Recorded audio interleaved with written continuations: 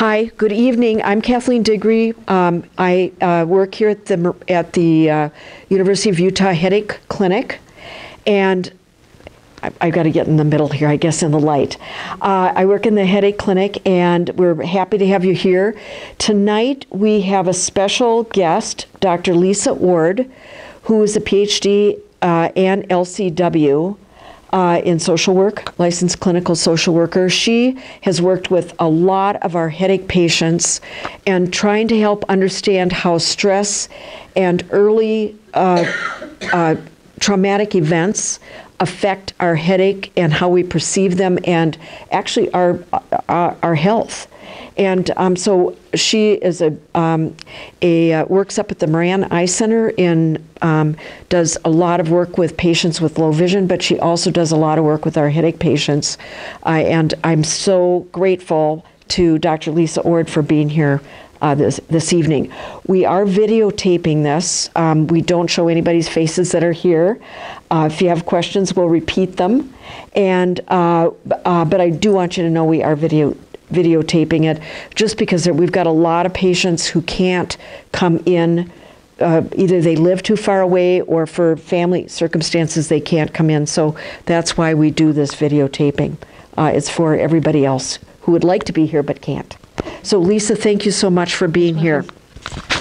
You want to attach that to yourself? I will attach that to and me. Then get kind of in the middle and Lauren will help us. Okay. If I'm out of frame, please let me know, but I've got to keep going back and forth to change. Okay. Am I okay here? So, as Dr. Diggory said, my name is Lisa Ord, and not only the headache patients that come in, but any of my clients that I see who have health concerns, I'm finding they have a traumatic history. So this is a very important topic, the biopsychosocial approach to working through chronic headache, health issues. It could be anything, and we'll get into that, and I'll show you a little bit of what I mean. So the biopsychosocial model is basically it's a big, broad model, but it takes into biological factors, our genetics, our biochemical, the psychological factors, our mood, how we cope with things, our personality, and then the social factors, what we are born into, our culture, family, our socioeconomic status as we're growing up, those kind of things, our social support, what we have that way. So it takes into the whole picture all of the things that go in to basically your health. So you put the three together, and where they all intersect, it impacts our health. Okay. So has anybody heard of the ACEs study? Better give a definition of what that is. I will. I just kind of wanted to know, because this was a huge study that was done back in 1995-97. 17,000 people. It was a CDC Kaiser Permanente study, and ACEs stands for Adverse Childhood Experiences. And what happened was Drs. Anda and Folletti, I think it was Dr. Folletti that was actually at the Kaiser Permanente, started noticing that when he did a thorough history on his patients, that a large number of them had had some kind of abuse in their childhood. And so they put together this study, recruiting huge numbers of people that they continue to follow today. Okay, so they know what these people are developing health-wise. So here we go. It's one of the largest investigations. And what's happened is they had 10 questions. 10 questions, that's all. And those 10 questions have now been taken into other studies and looked at in homeless populations, in other health issues, things like that. But they followed these over 17,000 people into their lives from 1995 on. So there was 10 events, 10 questions. that comes down to 3 categories. Falls into abuse, neglect, and household dysfunction. Okay?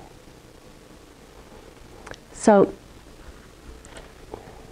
here we have the 10. Okay? So I'm going to read them through so that you can kind of answer in your head, keep track of how many you have, what your ACE score is. Okay? So this is prior to your 18th birthday.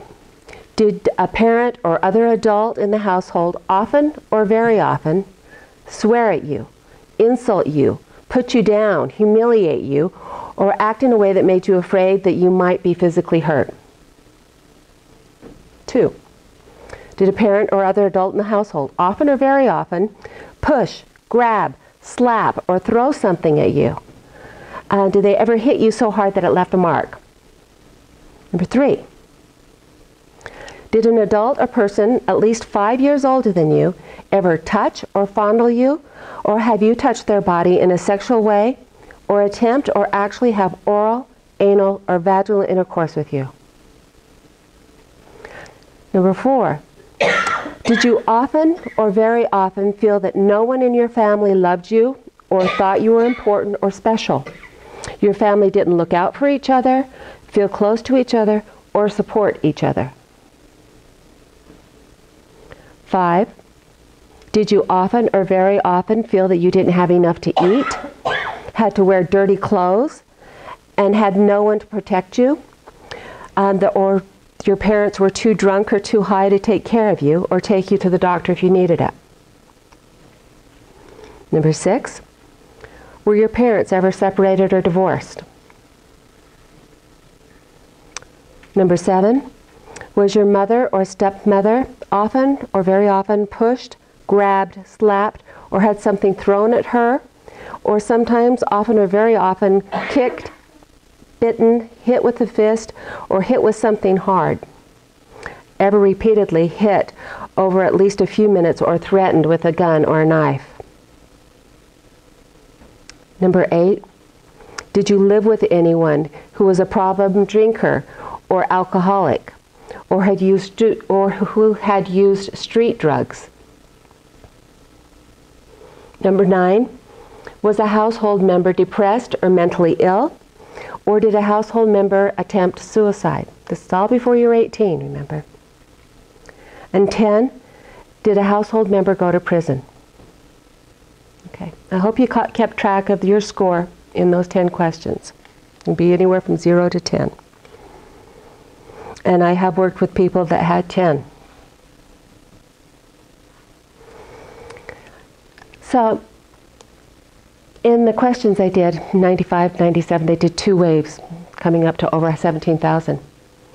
And over 2/3 of the people, over 2/3 of 17,000 people had at least one. And out of that 2/3, 87% had more than one. Okay? So they found that if you had one, it was more likely that you had more than one. You had 2, you had 3, you had 4. Very likely. In homeless populations, they're finding that 50% have 4 or more. Okay? Big impact.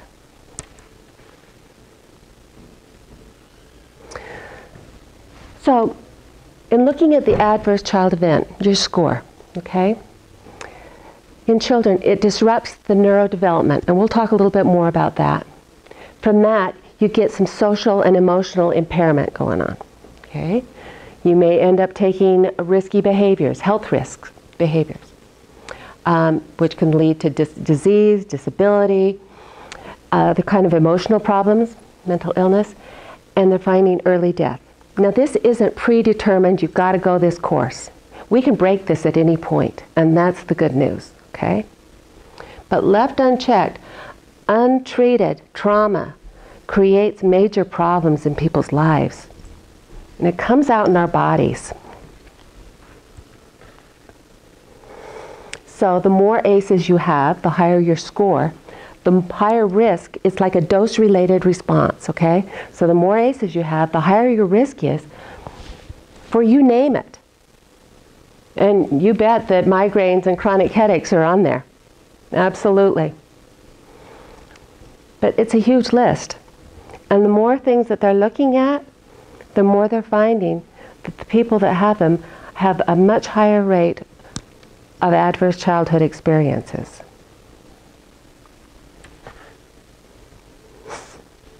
So chronic stress, if you can imagine, as a child, as a young adolescent, being in chronic stress from either abuse, neglect, the family dysfunction that's going on, it creates this chronic stress, that you live in this chronic stress, not knowing from one day to the next, are you going to have enough to eat? Are you going to get beaten? What kind of mood is mom or dad going to be in, or whoever the adult is in your home? Are they going to be drunk? Are they going to be high? So that kind of chronic stress actually changes the neurophysiology in our brains.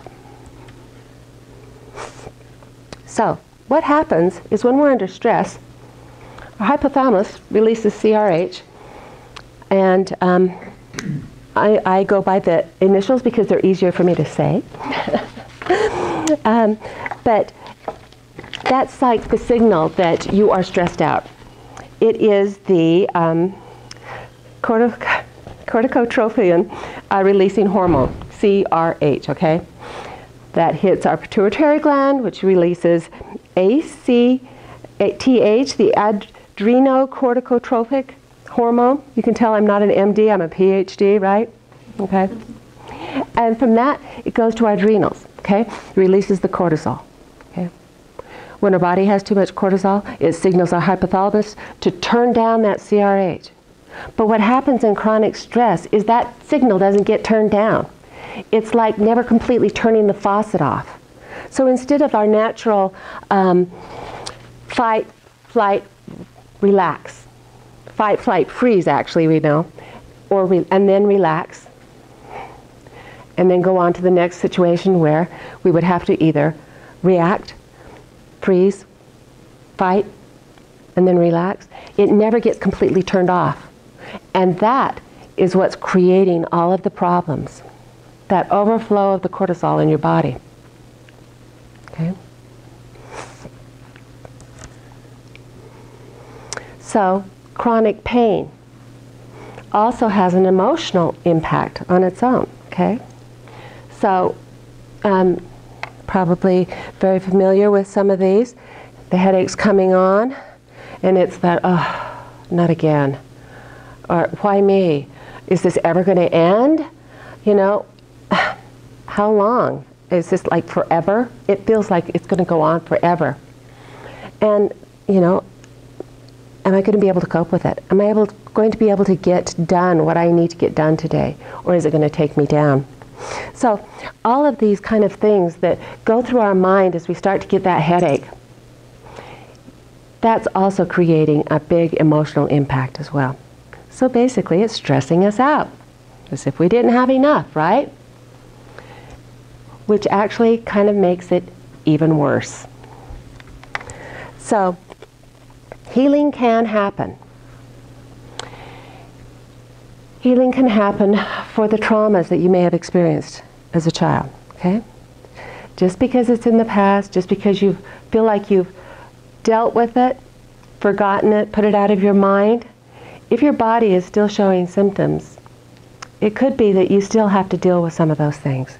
And a lot of people say, you know, I put that out of my mind. I don't want to talk about it. I don't want to deal with it. It's just over and done. But until you do, if your body's acting out, you're still stuck in it. Okay? So actually dealing with it is more freeing than just pushing it and repressing it and keeping it at bay. It doesn't stay at bay. So, but in healing, we basically can get the amygdala to learn to relax again. Okay? It starts that natural memory consolidation, the things that we get with REM sleep. We know that with REM sleep, we're consolidating memories from the day, making sense of things. Okay? And the nervous system gets back to that. Excite, relax. able to be excited again, to act on whatever threat you're feeling, and then relax. It's a normal cycle. Those things can happen. And then how we go about recalibrating our body and our mind, like I mentioned, trauma work. EMDR, it stands for Eye Movement Desensitization and Reprocessing. Anybody heard of EMDR? It is fast becoming one of the most evidence-based treatments for trauma. By keeping one foot in the present and one foot back into the trauma, so you're not reliving the trauma. We don't want you to relive it, but we want you to be able to access it, stay in the present. We use bilateral movements so that it very much mimics REM sleep. And people are able to release the emotional content of whatever trauma that still grabs them by the throat if they get triggered by something that reminds them, or if they purposely think about the trauma, that it kind of grabs them by the throat or makes them sick to their stomach or gives them a terrible headache or diarrhea like crazy. It releases that kind of emotional impact, okay? You're able to put it where it belongs. It brings it from the amygdala to the prefrontal cortex where we can analyze it. We can put it where it belongs, where then we can actually move through the trauma. Okay. Trauma focus, CBT. Trauma focused cognitive behavioral therapy. So excellent for trauma work because you are identifying the inner voice, the inner dialogue that's going on that maybe you picked up as a kid about, you're getting beat because you're worthless. Those kind of things. That dialogue that you pick up and it gets incorporated into us. And also neurofeedback, relaxing some of those pathways that it's like, I like to describe it like this. When we have some kind of an event that is traumatic and we get a message that goes with that, I'm worthless. Every time that is triggered, you run the little pathway, and it's like a little stream going down a sandy path, and the more it goes, the deeper it gets and the more ingrained. Well, it becomes almost like natural. So by stopping that, refocusing it, it takes effort to identify that thought, and it's like, okay, no, I choose to think this instead about that. It was not my fault. I did the best I could in those circumstances. I can protect myself. It sends it down a different path that's far more healthy, far more productive, and it gets rid of that old neural pathway that takes you down to triggering a migraine, triggering the stomach upset, the irritable bowel syndrome, things like that. Body-centric techniques, mindfulness. Mindfulness is also becoming really quickly a super researched, evidence-based practice for trauma, for pain, for chronic conditions. There's a lot of research that's even being done at the University of Utah Hospital about mindfulness. Relaxation. Because of the anxiety that's associated with pain, the anxiety that's already associated with trauma, and whether we recognize it or not, am I going to be triggered by something? Do I have to avoid places, people, things, anything that has any kind of a memory at all? It's disrupting your life. So mindfulness, being in the moment. Relaxation. With anxiety goes a lot of muscle tension. With muscle tension, it's like this snowball effect. With the muscle tension, you can get tension headaches and all kinds of problems. Yoga. You guys already know the benefits of yoga because you're here for the headache yoga, right? And then biofeedback, which is different than neurofeedback. Biofeedback is paying attention to your body, your breathing. So by controlling your breathing, bringing it down, the slow breathing versus the fast, shallow breathing that we do when we're stressed out, that's biofeedback. So by being aware of what our body is doing, okay? purposely trying to relax, trying to breathe. You're hooked up to a computer screen, and there's lots of different programs. It could be trying to get the green bubbles to go rather than the yellow or the red ones, which are the stress, the tense. And it's really amazing how you can control your breathing, control your muscle tension, and all of a sudden they go green, okay? Neurofeedback is very much like that, except it's all with more of the relaxing your mind. It takes a little bit more practice. They hook them up to like games, things like that, trying to get this to turn a color or get pathways to flower in front of you, okay? But it's all that controlling with your mind kind of thing, okay? So those are the trauma work, the body work that can be done to kind of break that cycle so that it breaks from the social stuff, the dysfunction that you may have experienced as a kid, the abuse, the neglect, those kind of things that also then impact how you feel about yourself, how you cope with things, and then the biological as well, and how your body's reacting, right? So mindfulness for pain management has great benefits. You get better attention. You get that decreased sensitivity to pain, okay? It's that observing with that detachment, with a non-judgmental observation that takes it from being the pain to observing. A little bit of distance makes a thing. And the drop in the levels of emotional reaction that you get when you feel the headache start coming on. And it's like, oh no. Okay. So by staying present in the moment, which is what mindfulness is all about, being here now. Okay?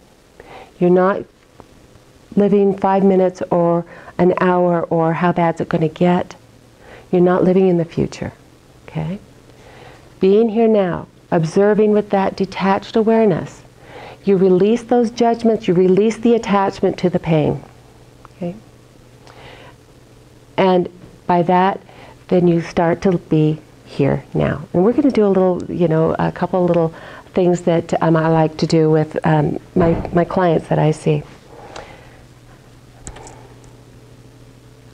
So, one of the things is the very basics in mindfulness is always the breath awareness, okay? It's relaxation and breath awareness. So we're going to do a little exercise, and I'm going to walk you through a breathing exercise. And I've got a little thing here that I'm going to try and see if I can't bring up.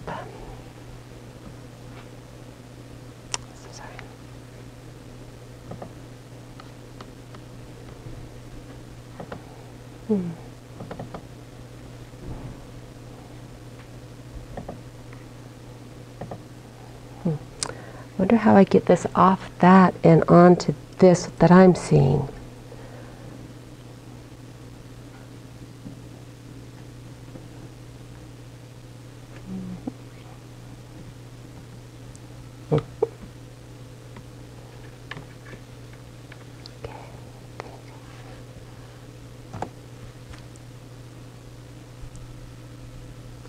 Here we go. Okay, so I want you to just kind of find a comfortable, stable position, keeping your spine straight but not rigid. Okay. I want you to kind of leave your hands in kind of a relaxed position. They're comfortable on your lap. And I want you to bring your attention to the present moment by noticing how you're feeling physically.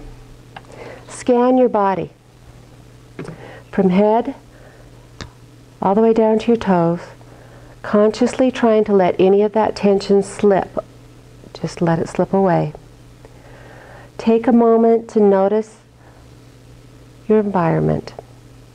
Any sounds that you might hear? What the temperature is in the room? What it feels like? Is there any scents in the room? What does it smell like? And then I want you to take a deep breath in, and you can time your breath to this nice illustration. And just focus on how that breath feels as it enters your nose,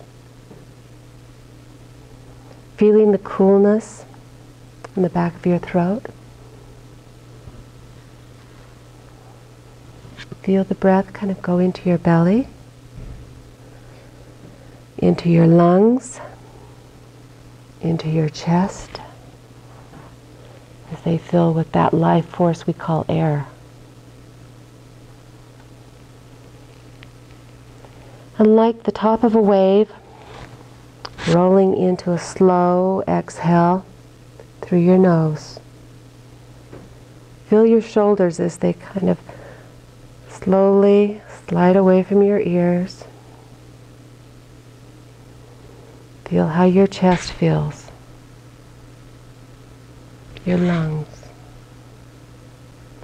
your belly gently contracting with that exhale. And each time your mind wanders, and it will, notice where it goes. And then gently bring that attention back into the feeling of the breath going in and out.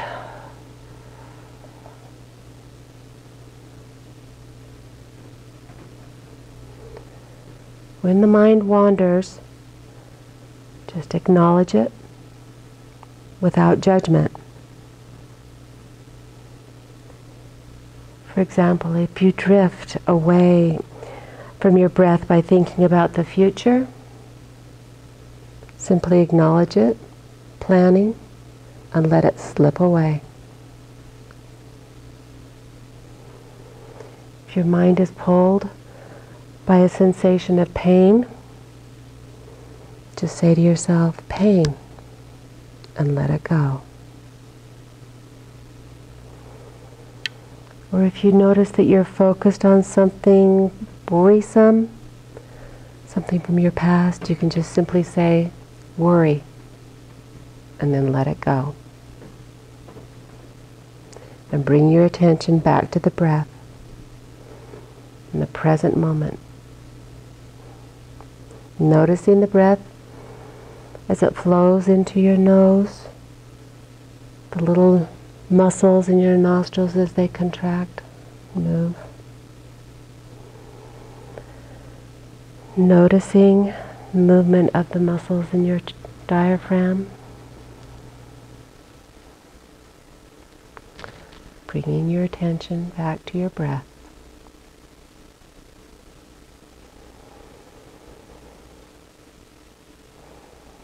And you may begin to notice that sensations, thoughts, images, they start to kind of float away, like clouds passing through a clear sky. Just acknowledge and let them pass by.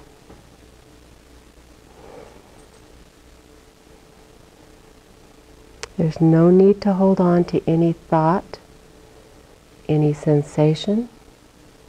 If you find yourself thinking about those, you bring it back to your breath, breathing in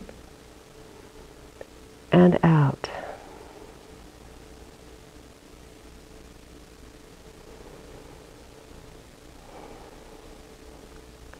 And then knowing that you can come back to this space whenever you need to by focusing on your breath, the experience of the breath going in and out.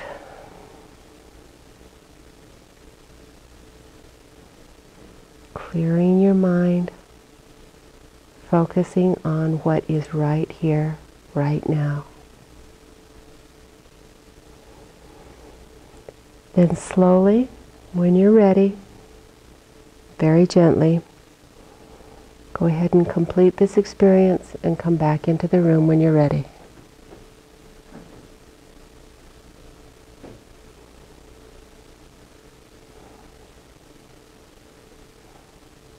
How are you feeling? It's always really amazing to me how a simple thing like controlled breathing, that slow breathing, just slows everything down. Slows that chatter in our mind that's always going, brings it down, relaxes our body. It is impossible to be tense while you're doing that slow breathing. So if you find yourself getting really tense, anxious, take a few minutes. Didn't take us very long, maybe 5 minutes or so, to stop, breathe, observe the thoughts, the sensations without holding on to them. That's where that attention but detachment comes in, where you don't have to be the sensation, let it go. That can make a huge difference in just your daily life, coping with anything that life throws at you. The other thing I wanted to talk to you about is something that I recommend that all of my clients do, because when we are anxious, when we are in pain, it's awfully hard to think of the things that are going to make us feel better, right? I can't tell you how many times I've had a headache, and the first thing my husband said to me is, "Have you taken an aspirin?" I was like, "Oh, yeah, no, not yet." We forget that. We are so focused on either the anxiety or the pain or whatever it is that is just kind of capturing all of our attention that we forget. So I have all of my clients do a comfort box. And in this box, you get to put whatever you want, whatever it is that makes you feel good. Okay? Whatever it is that can distract you for a while. Distract you from the consuming pain, maybe. And I'll just kind of share with you what's in my box. It is, I have a lavender-filled eye pillow. Feels good, smells good, and it allows me to take a little break. I have a rock. The rock is great for being in the moment, okay? When I hold on to this rock, I feel the coolness of it. I feel the weight. I feel the smoothness. This rock in particular has been smoothed by the sand where I picked it up. And that, paying attention to that sensation in my hand, brings me here and now. It's a grounding. Okay? So I have my rock. I also suggest to my clients a lot to carry a smaller rock in their pocket when they need that kind of being here now. It's a great tactile reminder. I have in here, okay, I guess that comes next. I have my screaming goat. One of my coping mechanisms is humor. Okay? And sometimes he says it all, right? So just that, it's awfully hard to, hear him scream and not smile.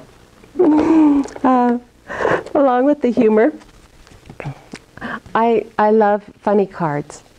If you ever need an attitude adjustment, go to a card shop and start to read the funny cards. And at first, if you're in a really bad mood, if you're really, uptight about something, it's going to take a while and they're all going to be stupid. And after a while, you are laughing at even the stupid ones. The stupider the better, right? So I have my funny cards to remind me. And some of these are just reminders to me of where I can go to get that comfort that I need, to get that refocus. It's all that refocusing off of whatever is causing my pain, causing my anxiety. Cards. a two-deck solitaire game I like to play. Of course, I have in here pictures of my cats.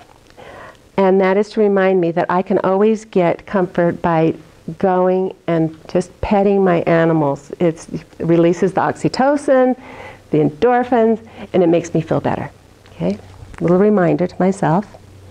Of course, if you can do your own playlist, keep it on your phone. Music is one of the best ways that you can move from one state of mind to another very quickly. Okay, so pick your own playlist. Have that as a reminder. I have some aromatherapy. Okay, if you'll notice, I'm hitting things like tactile, auditory, olfactory.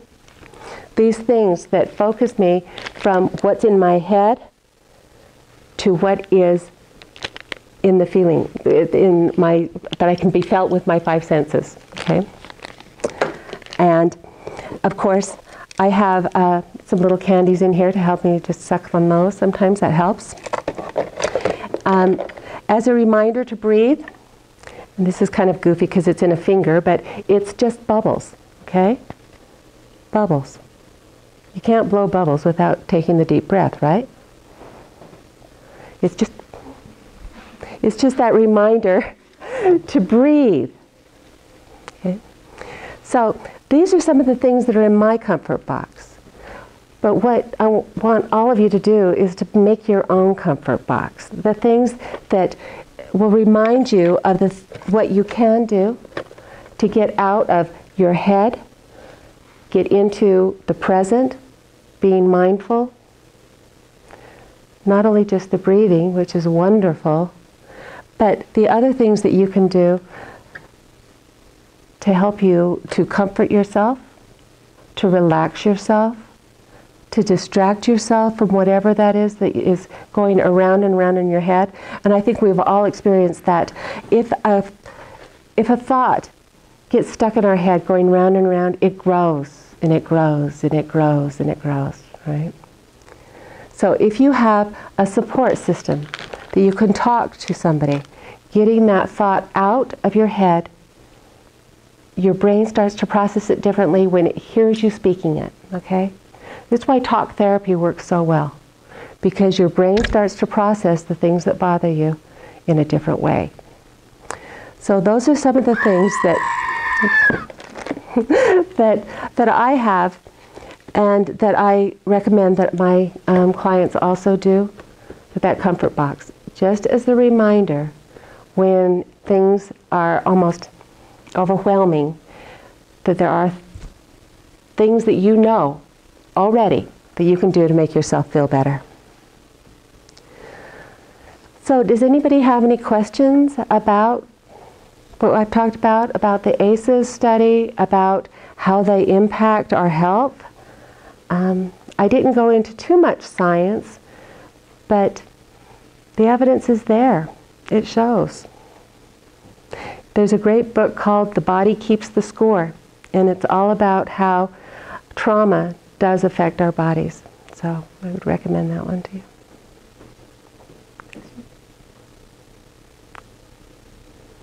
So, okay. Well, I know I ended rather early, but we take a break, and then yoga is a wonderful mindful exercise as well. Thank you.